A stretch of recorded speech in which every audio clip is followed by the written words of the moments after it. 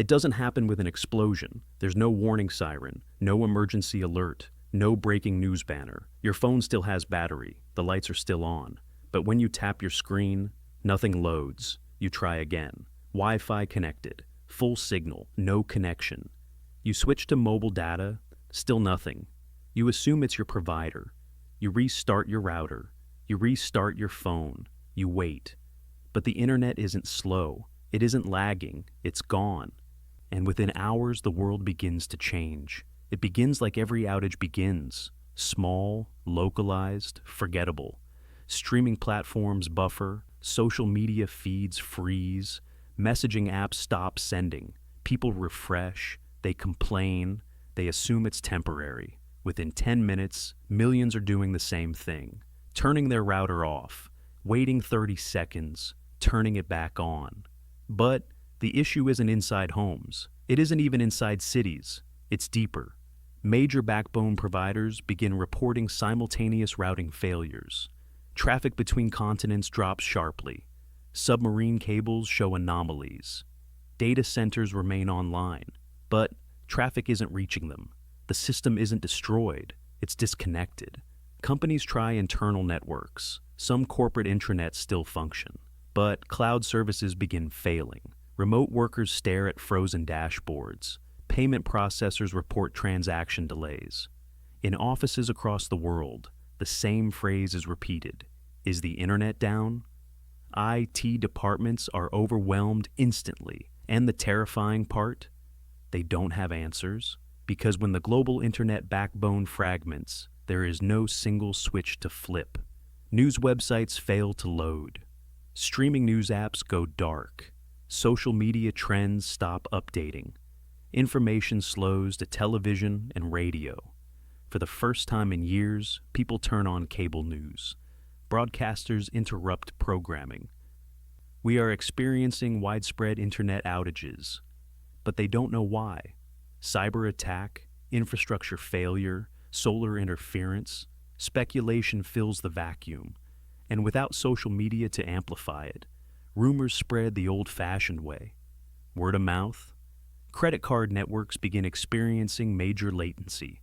Some transactions fail. ATMs in several regions stop connecting to bank servers. Online banking is inaccessible. Stock markets remain open, but trading platforms lag. High-frequency trading systems halt automatically. When markets cannot trust connectivity, they slow. Banks issue statements advising calm, but calm is difficult without information. Point-of-sale systems relying on cloud verification begin rejecting cards. Stores shift to cash only. Lines form at ATMs, the ones still working. Many people realize something uncomfortable. They don't carry cash anymore. Supply chains begin stuttering. Warehouse automation tied to cloud systems pauses. Delivery networks lose routing data. Packages stop moving efficiently. It doesn't look like chaos, yet. But friction builds. 911 centers rely on digital routing. They still function. But mapping tools lag. Location services tied to online databases fail intermittently. Dispatchers revert to manual methods. Response times increase slightly. Hospitals can't access certain cloud-based medical records. Doctors work with limited data. Everything works, just slower, and slower is dangerous. Press conferences begin. We are investigating a major internet infrastructure disruption. No confirmation of attack, no confirmation of accident. But intelligence agencies are scrambling, because the internet is not one thing. It's thousands of networks. For it to go silent globally requires something systemic. Submarine cable damage on multiple continents, coordinated cyber attack on routing protocols, satellite network failure.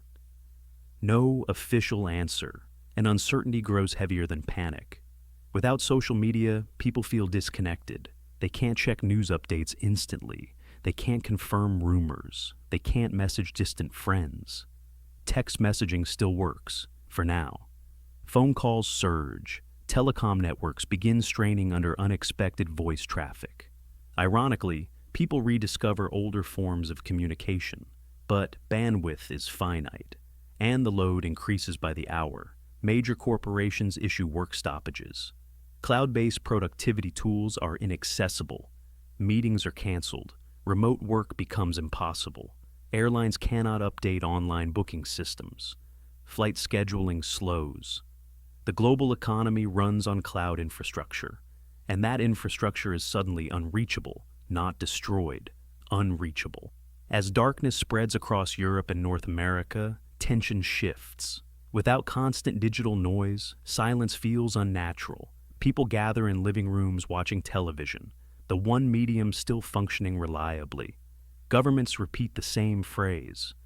There is no evidence of physical destruction of infrastructure, which means the cables still exist, the servers still hum, but data is not flowing, and that is more unsettling than damage, because if something invisible can disconnect the world, what else can it do? By early morning in Asia and Europe, financial authorities take decisive action. Major exchanges suspend trading, interbank transfers are restricted, digital payment networks remain unstable. The phrase temporary precautionary halt appears across global markets. Without internet backbone stability, modern finance cannot operate safely.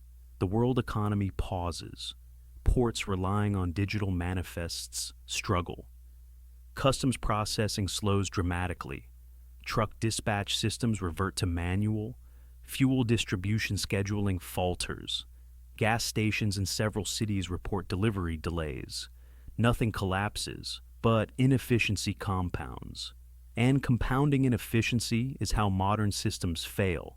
Television analysts debate possibilities: massive cyber attack, routing protocol hijack, AI-driven infrastructure sabotage, state-sponsored disruption.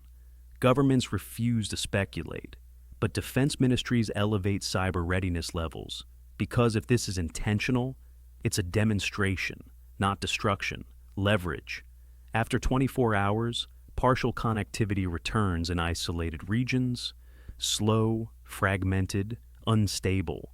Some websites load, others remain unreachable. Messaging apps flicker back online, then disappear again. Engineers confirm something chilling. The internet is not broken. It is partitioned. The global network has fractured into isolated islands. And the longer it remains fractured, the harder it becomes to restore trust. Because trust is the real infrastructure, and trust has begun to erode. When the second day begins, something feels different. The first 24 hours were confusion. This is realization.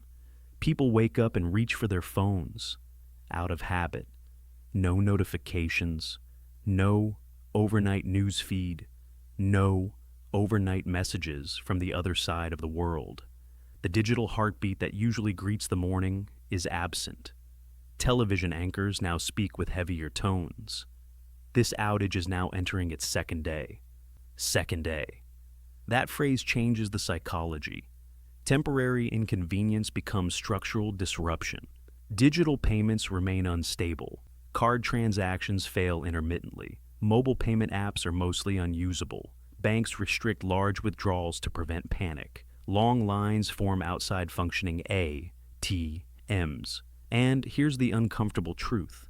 Most modern economies are not built for cash flow. They are built for digital settlement. Without constant online verification, trust slows. And when trust slows, commerce hesitates. Grocery stores remain open, but inventory systems are cloud-based. Automatic restocking requests aren't processing. Managers make phone calls instead of scanning dashboards. Supply trucks arrive late, not because roads are blocked, but because digital logistics networks are fragmented. Customers notice certain shelves thinning, bottled water, canned goods, baby formula, not empty, but lighter. And perception spreads faster than reality. Behind the scenes, something else is unfolding. Cyber command units across major nations are fully mobilized, not attacking, monitoring, tracing. The fragmentation of the internet appears linked to massive routing anomalies. Border Gateway Protocol, the system that directs traffic between networks, shows signs of manipulation. If BGP routes are hijacked at scale, traffic can be redirected, delayed, or black holed entirely. This is not physical destruction, it is digital misdirection. And if misdirection can be executed globally, it represents a new kind of weapon. No bombs, no smoke, just silence. Diplomatic back channels open urgently. No nation publicly claims responsibility. But every nation privately asks, was this a test? Major tech companies issue statements. We are working to restore global connectivity. But they don't control the entire internet. No one does. Cloud providers attempt to reroute traffic through alternative backbone connections. But capacity is limited. Certain regions regain partial access. Others remain isolated. Global business is no longer synchronized. Stock exchanges in some regions reopen cautiously. Others remain paused. Volatility spikes where trading resumes. The global economy feels like an engine misfiring. Medical systems begin feeling deeper strain. Cloud-based patient databases are still inaccessible in some areas. Telemedicine is effectively offline. Pharmaceutical distribution systems tied to online networks lag. None of this is dramatic on camera. There are no riots in hospital corridors. But administrative friction builds, and in healthcare, friction costs time. Time costs lives. In major cities, protests begin forming. Not violent, not yet, but loud. People demand answers. How can the entire internet disappear? Governments struggle to explain without escalating tension. Because if they admit the possibility of coordinated cyber disruption, it implies vulnerability. If they deny it, they look uninformed. Silence becomes political risk. Power grids remain stable, but strained. Energy markets operate in limited capacity. Oil and gas trading platforms are unstable. Airlines cancel more routes due to booking system instability. Freight shipments remain delayed. And here's the subtle shift. The first 24 hours disrupted comfort. The second 24 hours disrupt coordination. Modern civilization is not just electricity and roads. It is synchronized information.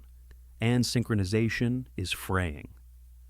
World leaders hold a joint televised briefing.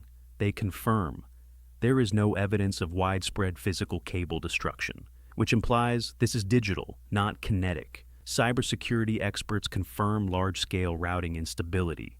Mitigation efforts are underway. Translation: the internet has not been destroyed. It has been scrambled, and scrambling can be repeated. That realization lands hard. Even in regions where connectivity partially returns, behavior changes. Companies hesitate to resume full operations. Financial institutions increase verification requirements. Businesses shift to contingency protocols. The problem is no longer technical, it is psychological.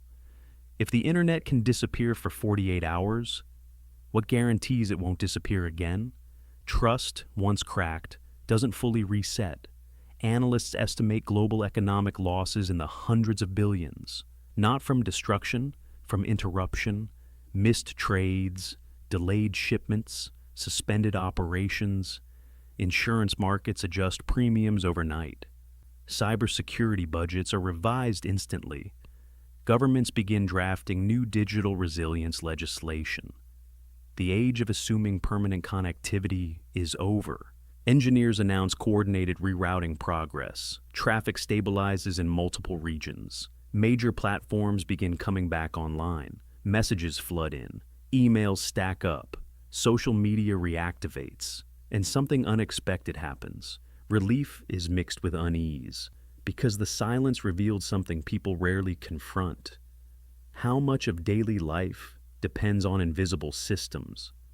At the 48-hour mark, global connectivity is largely restored. Not perfectly, but functionally. Markets reopen fully. Airlines resume most routes. Digital payments stabilize. Governments declare the crisis contained. But the narrative doesn't end there, because the second day changed something deeper. The illusion of permanence shattered. For decades, the internet felt like air, always present, invisible, unquestioned. Now it feels like infrastructure, fragile, targetable, strategic. And if it can be disrupted without a single missile, the definition of conflict expands. No invasion, no explosions, just silence. A world unplugged. For 48 hours, modern civilization operated in degraded mode. It did not collapse, but it slowed, and slowing exposed fault lines.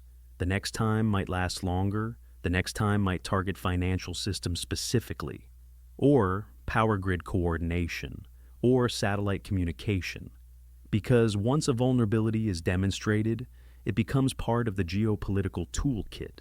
The internet returned, but certainty did not. And from this point forward, every nation understands. Connectivity is no longer guaranteed. It is negotiated, protected, contested. The day the internet went silent was not the end of the world. It was a warning. For 48 hours, the world remembered what life feels like without the digital nervous system. The next question isn't if it can happen again. It's how long we could survive if it does.